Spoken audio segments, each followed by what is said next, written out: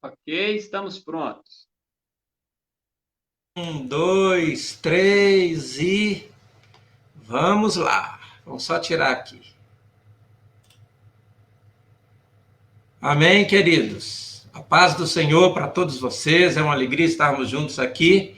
E hoje estamos abençoados com a presença do presbítero Cleiton, nosso amigo, pastor ali na região de Tarumirim. Um abraço, querido. Como vai?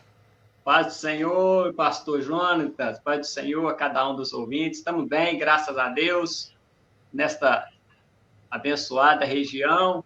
E muito bom estar aqui com o Senhor, juntamente com cada um que está nos assistindo aí nessa live. Muito bem, nós começamos agora há pouco, não sei se os nossos ouvintes aí já conseguiram compartilhar. Eu quero aproveitar aí os nossos irmãos que já estão conosco, né? Pedir você que compartilhe, que nos ajude aí fazendo chegar esta palavra a muitas pessoas. Nosso irmão Juarez Gomes, sempre conosco, irmã Iraci, Deus abençoe vocês, né? Irmã Adriana, nossa vizinha aqui, eu sei que muitos outros irmãos estão ligados conosco. Então, nessa noite, que Deus abençoe sua vida, que Deus abençoe a sua família, que Deus abençoe seu lar, né? E que você possa receber as bênçãos do Senhor sobre você, que você possa receber de Deus tudo aquilo que Ele tem preparado para a sua vida. Né? Vamos diminuir um pouquinho a minha luminosidade aqui, a sua está ótima aí, a minha estava meio forte, agora parece que está um pouquinho melhor, né? Parece Tá. que a minha cabeça está meio careca, então ficou até brilhando. Eu fiquei até mais bonito. Problema de luz, Bem, como é que vai a família, irmão Cleiton? graças a Deus, estamos todo mundo bem, na benção, guardando um pouco, né, pastor Jonatas, a quarentena, dentro do possível, nada de desespero, mas com todos os cuidados, né? A hora É seguindo verdade, orientação. né? Eu tenho brincado aqui, irmão Cleiton, que nós estamos quebrando a regra do português, né? Porque no português, em situações normais, é impossível estar juntos e separados, né? E nesse período de coronavírus é exatamente o que está acontecendo. Nós estamos juntos, mas separados, né? Ainda bem que a tecnologia quebra um galho, né? Ajuda, essa tecnologia tem aproximado, né? Aproximado e distanciando. É Aproximado e verdade. distanciando. Mas traz bastante benefício, pastor Jonas. A gente tem visto que Deus, em todo tempo, tem as estratégias dele. Nós sabemos que essa quarentena é passageira e vai deixar um legado, né? Vai deixar um legado positivo também. É verdade. Eu quero aproveitar aqui para mandar um abraço para o pastor Alcinei aí na região de Itarumirim, todos os obreiros dessa região, que Deus abençoe sua vida, viu, pastor Alcinei, irmã Cristina, os obreiros aí, que junto com o presbítero Cleiton, que é pastor ali na congregação do Café Mirim, estão levando avante a obra do Senhor aí, nesta cidade, nesta região, né? Que Deus abençoe vocês e que vocês continuem sempre dedicados na obra do Senhor. Também, né? Um abraço para a congregação aqui do Tarumirim. Agora há pouco estava na live do nosso pastor, trazendo uma mensagem da palavra do Senhor. O importante, pastor Jonathan, que eu acho interessante, que eu tenho visto que cada regional, da melhor forma possível, está se importando em dar o alimento sólido, mesmo nesse momento de crise. E aí entra esse recurso. Alguns, né, devem estar falando tanta live, mas quem olhar com outra visão vai ver assim, quanto alimento está sendo servido, né, nesta situação que estamos vivendo. É verdade. Nesse período que nós estamos vivendo, nós estamos reaprendendo, por assim dizer, como anunciar o evangelho a tantas pessoas. A igreja, apesar das dificuldades que nós temos tido, a igreja tem utilizado os meios disponíveis para levar esta palavra. E a igreja, o senhor pode ver que a igreja do Senhor antigamente era um povo simples, nem outro modo de falar culturalmente, e hoje a gente vê que a igreja ela está bem avançada em relação a isso, tem usado os recursos corretamente, né? E em benefício do Evangelho, e eu creio que essa transformação de uns anos para cá da igreja tem trazido esse crescimento que nós temos visto no meio do povo de Deus. É verdade. Eu quero aqui aproveitar, antes de entrar nesse papo agradável aqui, né, mais profundamente no assunto que nós colocamos aí, eu quero deixar uma palavra aos nossos irmãos aqui da nossa região, avisando que aqui na Subsede esta semana, o nosso próximo culto será domingo pela manhã na escola dominical, né, só para os adultos, naturalmente, dentro das normas, e também, né, para o nosso culto à noite no domingo, que agora começa às 18. Então eu deixo aqui esta palavra e já aproveito para pedir aos nossos irmãos que compartilhem nessa live esses avisos aos demais irmãos, para que nós possamos ter uma participação efetiva de todos os irmãos. Se o senhor quiser deixar algum aviso também, irmão Cleito, fique à vontade. Quero deixar o aviso, nossos irmãos do Café Mirim, caso algum estejam vendo, estejam assistindo, amanhã nós estaremos passando a lição da escola dominical, que seria no domingo, e sexta-feira nós continuamos nossos trabalhos. Capítulo 12. No meio da semana, e nos finais de semana nós estamos ali, né, tomando as medidas, obedecendo às orientações, com o álcool gel, o uso da máscara e o distanciamento. Mas, enquanto a gente vê que ainda há segurança, nós estamos ali no templo, cultuando ao Senhor, para a honra e glória do Senhor Jesus. É verdade, queridos. Eu quero, nesta noite, convidar você que nos acompanha aí pelo YouTube, né, pelo Facebook, convidar você para nós meditarmos aqui sobre um tema que é importante para nós como servos do Senhor, né? Nós vamos falar hoje aqui sobre conversão, experiência de conversão, e também vamos falar da questão da vocação, como nós, como obreiros, como líderes, como servidores na casa de Deus, quando é que nós percebemos essa vocação? E também vamos falar aqui de motivação, o que que nos motiva, e vamos falar de desafios. E eu quero começar aqui falando da minha experiência de conversão, da minha infância, quando eu tive, né, os primeiros contatos com o Evangelho, né, pregado nas igrejas evangélicas. Eu sou de origem católica, uma família muito religiosa, mas vim a conhecer o Evangelho. E sempre naquele período inicial, com quem foi criado na igreja, né, você vai acompanhando os pais, as pessoas que te levam, né? E depois chega uma hora em que você toma uma decisão. Então essa decisão foi muito marcante na minha vida, ainda na minha infância. Foi quando eu percebi realmente que acontecia alguma coisa diferente comigo em relação à palavra de Deus. E aí eu quero, né, já convidar o nosso irmão a compartilhar também esse sentimento. Como foi a sua experiência de conversão, irmão Cleiton? Então, pastor Jonas, até um caso até meio inusitado, que hoje a gente tem o hábito, não quer dizer que quando a pessoa estende as mãos e vai lá na frente, que é só esse momento que a pessoa recebe ali a salvação, que significa a conversão.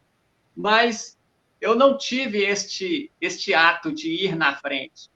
Eu fui convidado, fui frequentando um amigo meu, a gente ia junto e já tinha alguns conhecimentos de infância, que a minha mãe, às vezes, obrigava a gente a ir junto com ela. Era aquela coisa, se você sai da escola e vai por livre e espontânea pressão, se não for, apanha. E aquilo ficou na mente e fica aquele sentimento de ter que servir a Deus. A partir daquele momento, mesmo não sendo batizado, não ter feito nenhum compromisso, a gente acaba sabendo que está num caminho errado. Esse companheiro chamou, resumindo aqui, eu fui acompanhando ele na igreja metodista, em Tumiritinga, né?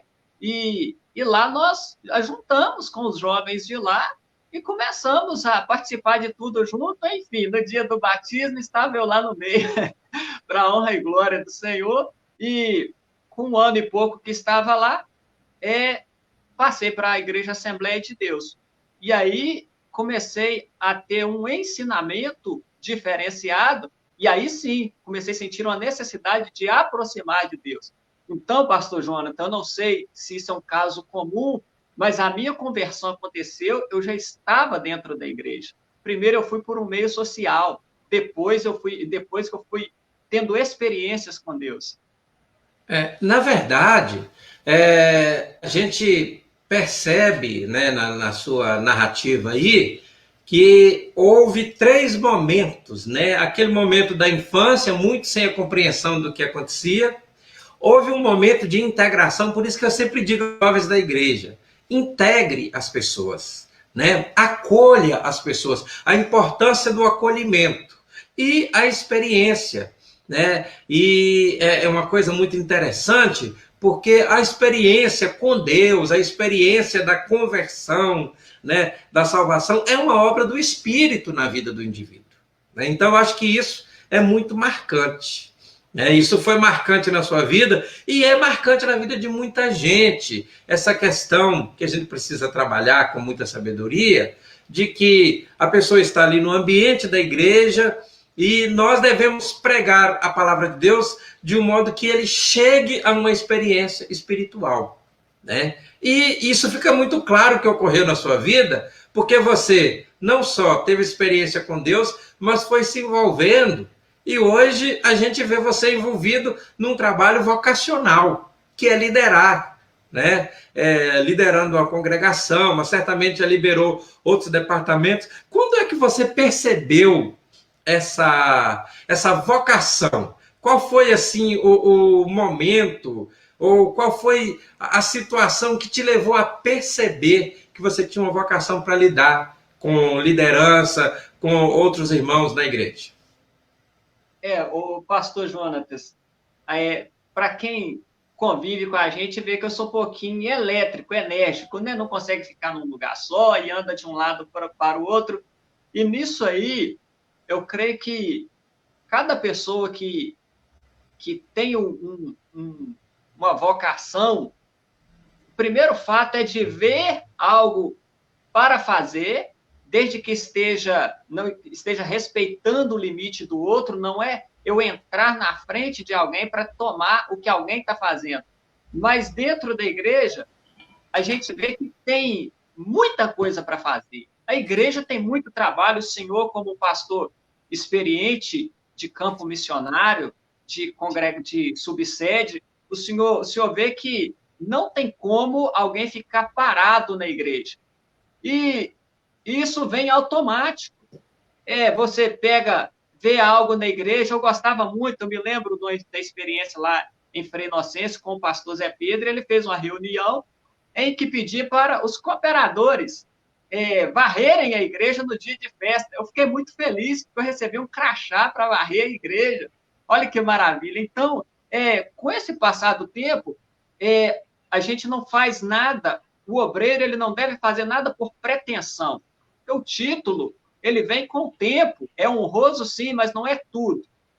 Honroso é você prestar um trabalho para Deus. Então, a pergunta que o senhor fez, né? Quando que eu percebi? É com o passar do tempo mesmo. E a vida ministerial, você recebe a promessa e Deus vai te levando para aquilo ali.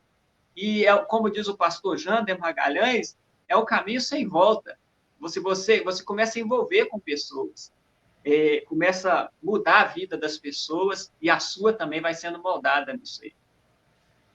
É bem nesse caminho que você colocou aí que nós temos a grande maioria dos obreiros evangélicos, especialmente os pentecostais, né, na igreja.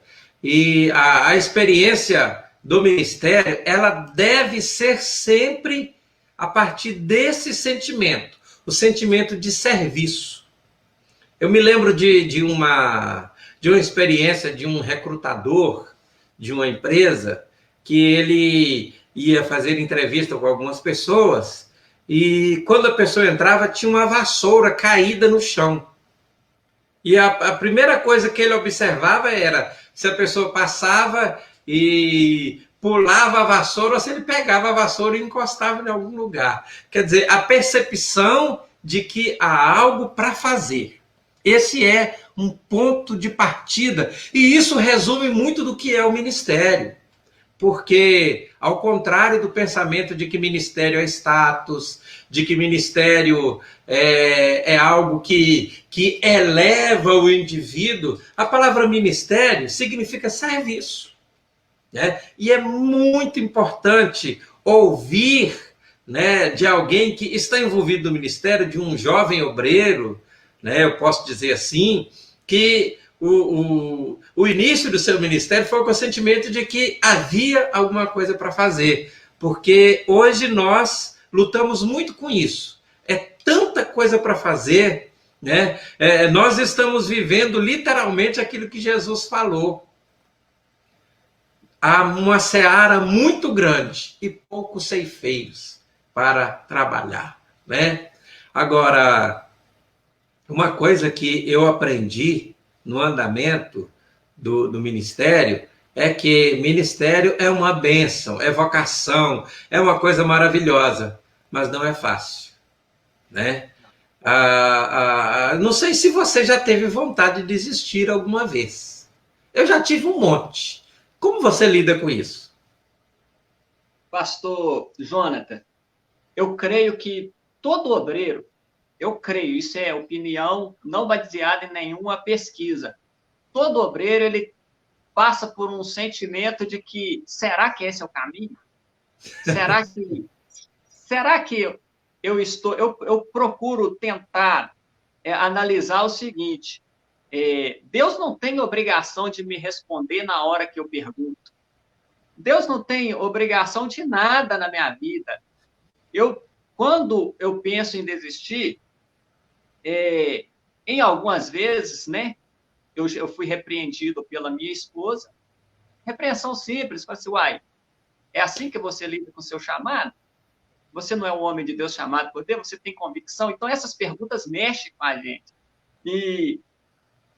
Mas só que nós temos que falar, eu concordo com o senhor que é trabalhoso, mas é muito honroso estar prestando um serviço para o Senhor. Não tem paga a satisfação de mudar a vida de pessoas, mudando a sua vida. Porque você vai tendo um relacionamento com Deus e ver famílias evitando se dissolver por conta de uma palavra que vem de Deus para a pessoa, vidas com necessidades básicas, embora que tomam vários nomes, né? Hoje pastores tomam cada nome, mas é muito honroso, e no momento de desistir, quando vem aquele momento de desistir, eu começo a refletir no privilégio, não como covardia, mas pelo privilégio que a gente tem. É honroso. Na verdade, a gente precisa, o ser humano ele é movido, tudo que nós fazemos, né? Nós somos movidos por uma motivação, aquilo que nos motiva. E uma das coisas que nos motiva, mais do que qualquer honra, né? Com certeza, é quando você vê que o seu trabalho efetivamente toca a vida de alguém, né? Quando você vê uma família se reestruturando, quando você vê um jovem que poderia estar num caminho ruim, né, tomando o caminho certo. Na verdade, esse é o nosso grande privilégio, esse é o nosso grande galardão. A gente, nas igrejas pentecostais, notadamente, né, nós temos uma grande maioria dos obreiros que trabalham voluntariamente. Então, a motivação não é dinheiro, e mesmo aqueles que não trabalham, né? Mesmo aqueles que se dedicam integralmente ao ministério, a vocação não é dinheiro, a vocação não é honra, né? Não é status, porque, ao contrário do que parece, o peso de liderar, né? A exposição a críticas, que é algo que isso deve ser encarado com tranquilidade, né? Tudo isso é muito maior do que a honra que recebemos às vezes. Mas eu acho que a grande motivação, eu compartilho do seu pensamento, que a nossa grande motivação é ver que o nosso trabalho efetivamente muda a vida das pessoas. Eu gostei muito de uma frase que você falou aí, né? A gente muda a vida dos outros mudando a vida da gente. Que coisa bonita, viu? Agora, a gente já vai caminhando para o nosso final, né? Nesse mundo em que tudo é tão rápido, a linguagem da mídia também não pode ser longa, mas eu queria deixar aqui uma pergunta para você. Qual que você considera o grande desafio que temos como pastores de igreja? Qual seria uma resposta para isso? A pergunta muito aberta, né? A pergunta com várias linhas de pensamento, mas eu posso falar para o senhor hoje. Um desafio que tem é Jesus, ele falou que os verdadeiros adoradores o adorarão em espírito e em verdade. E nós estamos vivendo uma avalanche de falsos profetas, falsos pastores. E lógico que a nossa conversa, nosso bate-papo aqui não é para frisar isso. Mas isso aí, pastor Jonathan, pessoas que usam da mídia para enganar as pessoas e acaba respingando nos que fazem um trabalho sério. Então, isso aí vai trazendo desânimo. O evangelho triunfalista de que você vai ganhar, você vai vir, só vir, que não vai ter aflição, esse tipo de evangelho barato que eles estão vendendo aí, acaba atrapalhando, tirando as pessoas onde tem o alimento duradouro. O senhor quer ver o exemplo? Ninguém gosta de tomar chá de boldo. Ninguém. É amargoso, é ruim. Mas na hora que a barriga dói, a gente vai lá e toma aquele chazinho, faz uma carinha ruim. E a palavra do Senhor, ela, na hora, ela pode fazer um efeito que não vai me agradar, mas ela vai fazer você caminhar na presença de Deus. E, infelizmente, é cada barbaridade que nós estamos vendo. Uma palavrinha aqui, Moisés, acerca da vocação, Moisés, ninguém convocou, Moisés estava numa posição privilegiada, financeiramente, no palácio, ele estava bem privilegiado, mas só que o amor dele pelo povo dele fez com que ele saísse e Deus cumpriu outro propósito de liderança na vida dele. Isso dentro da percepção de vocação. Mas, infelizmente, nós temos esse desafio, pastor Jonas. Dentre outros, não é? Dentre outros, nós temos esse, fazer apologia a um falso evangelho que está sendo disseminado largamente pelas redes sociais e nas igrejas, em cada lugar. Aliás, eu acho que esse desafio, ele é tão antigo quanto a história do cristianismo, né? O trabalho dos apologistas, né, contra as heresias é um problema grave na história da igreja. E isso não é inegável, né, a profundidade desse ponto que você colocou, especialmente porque isso tem levado as pessoas a terem uma ideia equivocada, tanto do evangelho quanto daqueles que o pregam. Eu concordo contigo, penso que é algo que a gente precisa trabalhar muito. A questão da apologética na igreja, e é um trabalho muito espinhoso também, né? Eu vejo um outro desafio que também se equipara a este, que é o desafio da linguagem. Nós temos uma palavra que ela é abrangente, ela abrange todo o ser humano, ela é atemporal, né? Ou seja, ela alcançou o ser humano no passado, ela alcança no presente, e a essência dessa palavra é imutável, não há o que dizer. Mas eu acho que um grande desafio que nós temos hoje é o desafio da linguagem. como passar esta mensagem da maneira que alcance as pessoas. E eu nem estou falando de uma linguagem em relação àqueles que já estão no ambiente evangélico. Nós temos jovens que são criados na igreja ou são de famílias religiosas e tal, a gente consegue falar bem com eles. Mas eu me preocupo porque existem grupos que precisam do evangelho. Né? Nós temos grupos que precisam da mensagem do evangelho e que muitas vezes a igreja, eu não digo ninguém em particular, eu falo de uma maneira geral, tem tido dificuldade de falar a esses grupos. Eu tenho uma pessoa com quem eu conheço que falou sobre, ele faz um trabalho em São Paulo com tribos de rua. Olha, é muita gente que precisa do evangelho e que não consegue ser acolhido, muitas vezes, no ambiente da igreja. E não que a igreja não queira acolhê-los, mas que nos falta a linguagem, a sabedoria, o equilíbrio para chegar a todas estas pessoas. Eu acho que esse é um desafio do nosso tempo. Mas, já assim, deixando para ler o texto da palavra de Deus mais ao final, né? Não que isso torne mais importante, mas eu acho que esse assunto vai nos levar a um texto bíblico aqui para a nossa meditação final. Diga, meu querido. Uma pergunta, então. E diante desse desafio, dos dois desafios, quais a sugestão do senhor para a gente lidar com esses desafios? Tanto o desafio a gente, quando o senhor falava, eu percebia que o senhor identificou como se fosse uma discriminação quando alguém dessa tribo resolve ver o que nós estamos fazendo na igreja ou tem aquela curiosidade. E nós não estamos preparados para receber e discriminamos. Muitas vezes, né, eu creio. Mas e qual a orientação para a gente lidar tanto com esse lado ou quanto do lado dos falsos pregadores? Bem, eu vou... Aliás, você é muito esperto, Cleiton. Você conseguiu virar a pergunta para mim, né?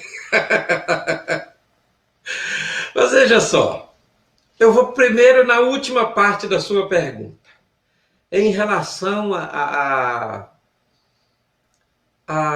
pregar o evangelho, né, e fazer de maneira apologética, né, para evitar que as heresias prejudiquem, né, prejudiquem a pregação do evangelho. Deixa eu me mandar o link aqui. Pastor Cinei está pedindo aqui o link. Ô, Pastor Cinei, te mando aí agora na sua rede. E enquanto isso, nós vamos aqui, né, respondendo a pergunta do irmão Cleiton. Né? Primeiro, em relação a como evitar que a pregação herética prejudique a pregação genuína do evangelho. Eu acho que o primeiro caminho para isto é a preparação de pessoas que preguem o evangelho de uma maneira bíblica, né? Eu acho que esse é um ponto de partida. Nós prepararmos obreiros para que preguem o evangelho de uma maneira direta e de uma forma simples, mas combatendo, né, as heresias. Então, eu acho que o ponto de partida, em primeiro lugar, é este. É preparar obreiros. Segundo, o ensinamento profundo e sistemático da palavra de Deus. As nossas igrejas precisam se dedicar ao ensino bíblico. Talvez você, os pastores da minha geração, somos um grupo que nos habituamos a um dia da semana ir para a igreja só para os estudos bíblicos e os nossos cultos de domingo eram mais evangelísticos. Hoje, com a correria da vida, o dia que nós temos maior frequência das pessoas é no domingo. E esse dia tem que ser usado para ensinar o evangelho, né? Muito importante para evitar que as heresias tomem o lugar da pregação bíblica, preparar obreiros e ensinar a igreja. Agora, em relação à linguagem, a sua pergunta já trouxe uma parte da resposta. Primeiro, nós conseguirmos quebrar alguns preconceitos que temos. E quando eu falo isso, eu não estou falando de negociar princípios bíblicos, né? Não, não é isso. Mas nós nos relacionarmos com as pessoas olhando quem elas são por trás daquilo que elas fazem. Então, quando nós recebemos, por exemplo, uma pessoa que vem do mundo das drogas, ou que vem de um ambiente que não é cristão e que traz ali alguns hábitos, né? Nós devemos olhar para ele por trás dos hábitos ruins que ele tem e levar a ele o evangelho, para que pela mensagem do evangelho ele tenha a sua vida mudada. Esse é um ponto. Segundo, sem incorrer em prática pecaminosa, nós conseguimos compreender o mundo que as pessoas vivem. Eu tenho pregado aqui na igreja que o evangelho, não, mas os evangélicos, não todos, né, mas uma boa parte deles, nós criamos uma bolha onde nós vivemos dentro dela. Nós temos uma linguagem própria que nem todo mundo compreende. Nós criamos um distanciamento. Eu sei que não foi intencional, mas isso aconteceu, não tem como negar, né? E nós precisamos sair dessa bolha. Nós precisamos rasgar a bolha para que as pessoas entrem e que sintam-se parte da igreja e que compreendam aquilo que está acontecendo. Alguns dias eu estava lecionando para a nossa classe de jovens aqui, que aliás é uma bênção, né?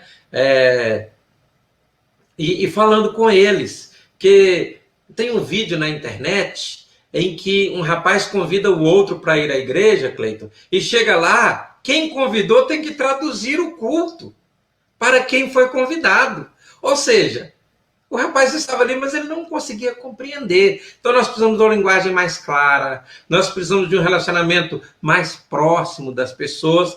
E é claro que eu falei dos pontos secundários, o ponto principal é vida com Deus, vida de oração, de forma que impacte, né, que cause um impacto positivo naqueles que chegam até nós. O desafio é grande, meu querido, e nós temos muito serviço pela frente. E o nosso país, pastor, né, tem uma diversidade cultural muito grande. Isso exige que a gente use a criatividade sem inovação, sem muito modismo, né? E tem condições de chegar a isso, temos condições de alcançar, sim, dessa forma, muito prazeroso, né? O estudo sistemático da palavra é primordial, não devemos abandonar. Recentemente, tinha abrido uma congregação quase que colada, quase que parede com o Café Mirim. Alguns irmãos preocuparam, pastor, chegou tal, assim. Eu falei, irmãos, a ovelha sai do pasto que não tem alimento. Se estiver faltando alimento aqui, antes de vocês saírem, me avise que eu não quero estar por enganado.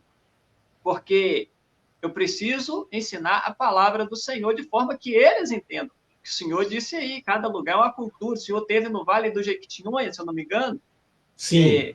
Isso, a cultura lá é diferente daqui.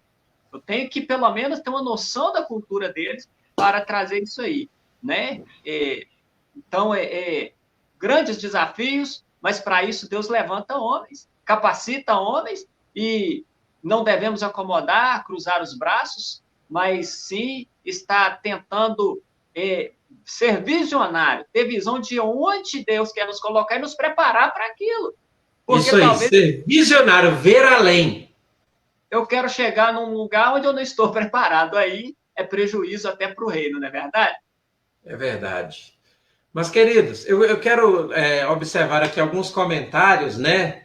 Pastor Elias Ferreira está chegando aqui um pouco depois, mas que bom que ele está participando com a gente. Pastor Elias, Deus abençoe a sua vida, né? Também estou vendo aqui meu amigo Renato Magalhães, lá do outro lado do mundo, lá nos Estados Unidos, e ele colocou uma observação interessante aqui, né? A gente precisa ver além das barreiras, A gente precisa viver em harmonia sem depositar a nossa fé em homens. E é verdade, né? Aliás, uma das características de toda pregação que se avizinha com a heresia é que ela está centrada numa pessoa. Eu sou o apóstolo, eu sou isso, eu sou aquilo. E a pregação bíblica, ela é ao contrário disso. Ela sempre está dizendo, ele, é Jesus, é Jesus. Então, excelente observação aqui, irmão Renato.